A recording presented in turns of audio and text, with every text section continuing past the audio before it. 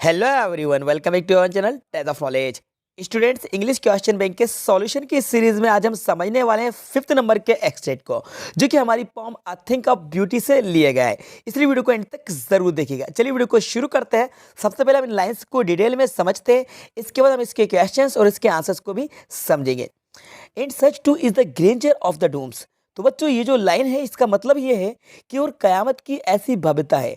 And such too is a Granger. Granger जो word आया है इसका मतलब भी होता है भव्यता होना या महिमा होना। और ये जो डूम्स वर्ड है, डूम्स मतलब होता है कयामत का दिन। तो ओवरऑल ये जो लाइन है, and such too is the grandeur of the dooms, इसका मतलब ये है कि और कयामत की ऐसी भव्यता है, ऐसी महिमा है। आगे की लाइन को रीड करेंगे।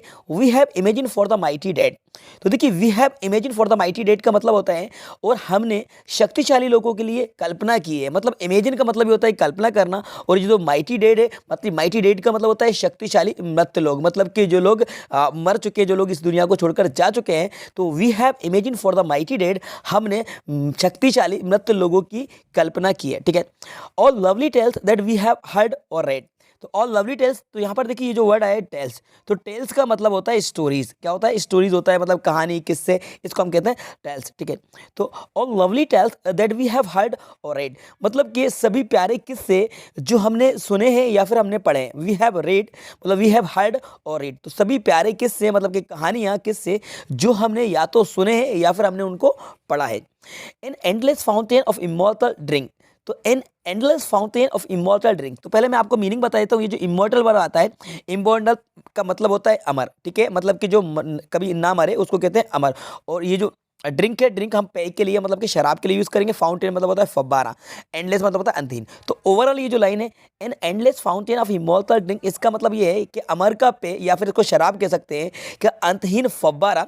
आगे दिया जा रहा है pouring unto us from heaven spring, मतलब कि स्वर्ग के कगार पर से हम पर बरस रहा है। क्या कर रहा है? हम पर बरस रहा है। Pouring unto us from heaven spring, तो हेवन मतलब होता है स्वर्ग और ब्रिंग का मतलब होता है कगार, किनारा। तो मतलब ये है कि अमर पे मतलब के या फिर शराब कह सकते हैं, तो अमर पे का अंतहीन फव्वारा स्वर्ग से मतलब कि जन्नत से, स्वर्ग के कगार पर से हम पर क्या हो रहा है? बरस रहा है। तो ये आई थिंक ऑफ ब्यूटी से लाइन्स ली गई थी, तो इनको मैंने आपको डिटेल में एक्सप्लेन करा दिया है। जल्दी से हम इनके क्वेश्चन देखते हैं, उनके आंसर्स को देखते हैं।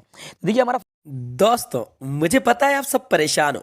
सीबीएसई ने पैटर्न बदल दिया है हमारा, बट टेंशन मत लीजिए। मजे की बात यह है कि पूरा पैटर्न ऑब्जेक्टिव हो गया, इसलिए हमें करनी है सिर्फ और सिर्फ मॉक टेस्ट की प्रैक्टिस। तो ये एक ऐप है फ्लो। चलो पहले डाउनलोड करो।